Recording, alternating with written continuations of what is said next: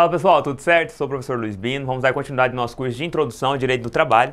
Vamos tratar hoje ainda sobre os contratos especiais de trabalho, nós vamos tratar hoje sobre o trabalho do doméstico, tá? Aquele empregado que trabalha dentro de uma residência. E aí a gente vai ver aqui quais são as regras para esse tipo de prestação de serviço, né, para esse tipo de emprego.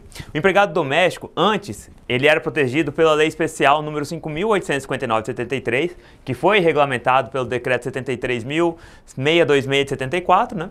Mas essa lei foi revogada, né, e aí revogou também o decreto e passou a ser regido pela lei complementar, uma lei complementar 150 de 2015. Então, em 2015, foi feita uma lei complementar específica para o empregado doméstico e assegurou alguns novos direitos a estes empregados. E esses direitos são como o FGTS, adicional noturno, seguro-desemprego, salário família e entre outros aí, benefícios que esse empregado começou a ter direito a partir dessa lei complementar de 2015.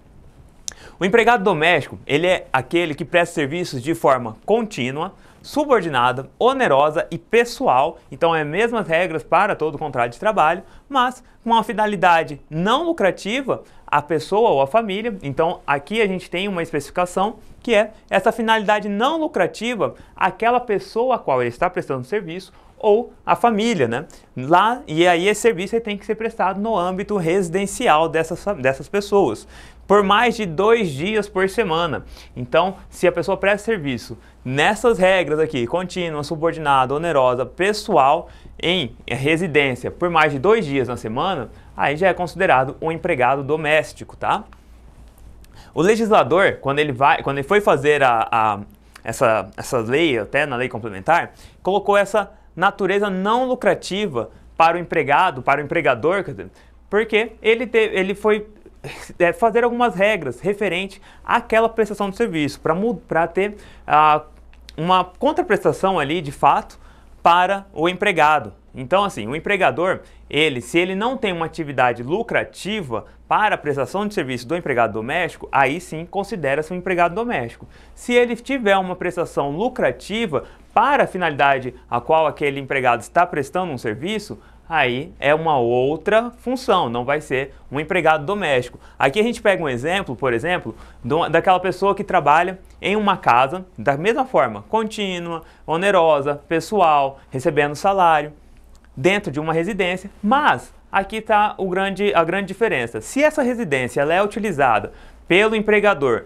para fazer aluguéis dos quartos, como uma pensão, por exemplo, uma república, essa pessoa ela não vai ser considerada um empregado doméstico, vai ser outra categoria, porque a finalidade daquele imóvel, ainda que seja um imóvel residencial, ele tem uma finalidade lucrativa, que é aluguel dos quartos, e aí sim não se pode prestar essa função, ele não vai ser considerado um empregado doméstico, e sim uma outra categoria e não doméstico, tá? Os direitos dos domésticos, a Lei 5.859, que foi revogado pela Lei Complementar 150 de 2015, tinha vários direitos, mas alguns direitos foram mantidos e outros foram até acrescentados. Os que foram mantidos foi a anotação na CTPS, né, Carteira de Trabalho, a Previdência Social e as férias anuais. Então esses direitos foram mantidos ainda na Lei Complementar 150 de 2015. As férias do empregado doméstico têm as regras lá no artigo 17 da Lei Complementar 150 de 2015. O empregado doméstico terá direito às férias anuais remuneradas de 30 dias, salvo disposto no parágrafo 3º do artigo 3º, com um acréscimo de pelo menos 1/3 do salário normal após cada período de 12 meses de trabalho prestado à mesma pessoa ou família. A mesma pessoa ou família. Aqui é a mesma regra praticamente do trabalhador comum, né, do trabalhador normal, que vai ter o acréscimo de 1/3, umas férias de 30 dias. Mas ele traz essa disposição aqui, ó, salvo, né, se excedendo, né, se excetuando, quer dizer, o disposto no artigo 3º, no parágrafo 3º. Vamos dar uma olhada aqui, ó. Parágrafo 2º, que trata ainda das férias dos empregados domésticos, diz o quê? O período de férias poderá, a critério do empregador, ser fracionado, e aqui, ó, a gente presta bem atenção nessa frase, é a critério do empregador. ser fracionado em até dois períodos apenas, sendo um deles de no mínimo 14 dias corridos. Então, aqui, diferente da regra comum das férias, aqui quem escolhe essa fração é o empregador. Mas e só pode fracionar em duas vezes, né? E uma dessas vezes tem que ser 14 dias corridos, tem que ser 14 dias corridos. E aí, na outra fração, pode ser o restante, tá? E parágrafo 3º, é facultado ao empregado, e aqui é para o empregado doméstico, converter 1/3 do período de férias a que tiver direito em abono pecuniário, no valor da remuneração que lhe seria devida nos dias correspondentes. E aqui é aquela regra que a gente já tratou das férias sobre o abono. Então ele pode vender, digamos assim, 1/3 de suas férias, né, pegando ali o valor que ele receberia.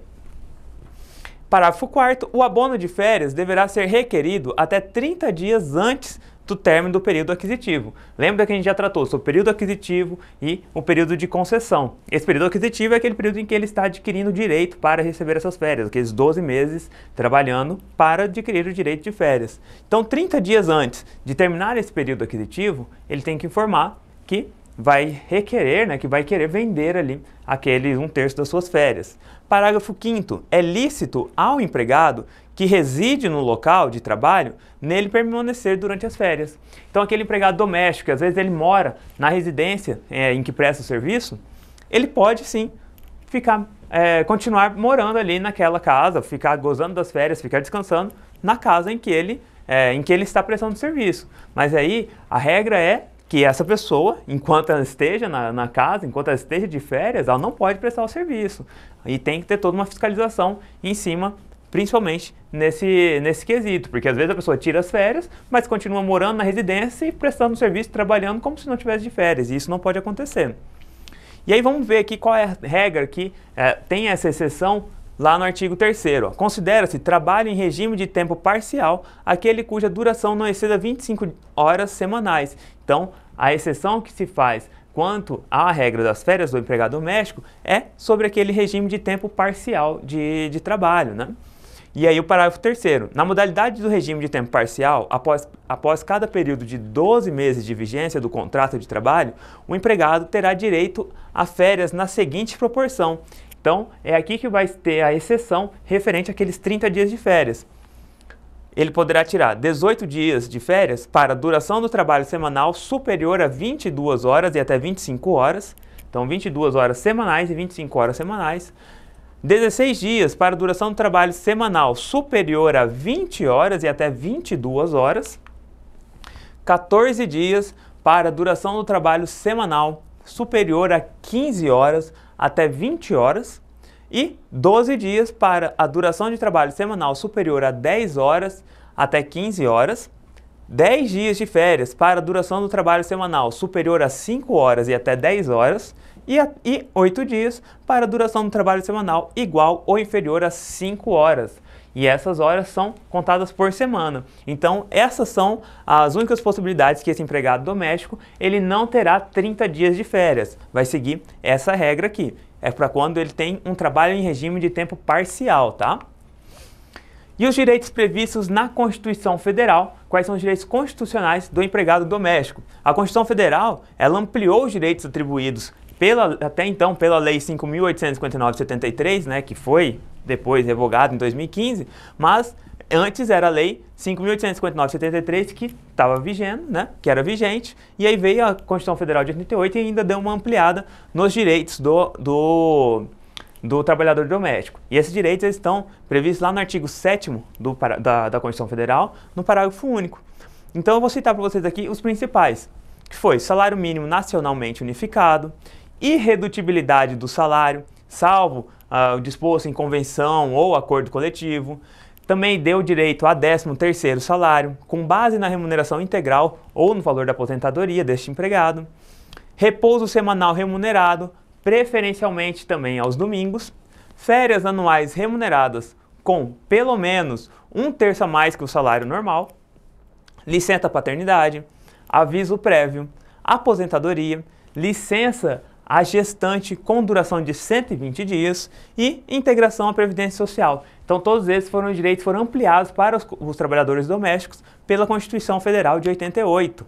Bom, pessoal, a gente finaliza então esse nosso tema sobre os trabalhadores domésticos. Eu vou ficar aguardando vocês para a nossa próxima aula. Não deixe de seguir as nossas redes sociais e até a próxima.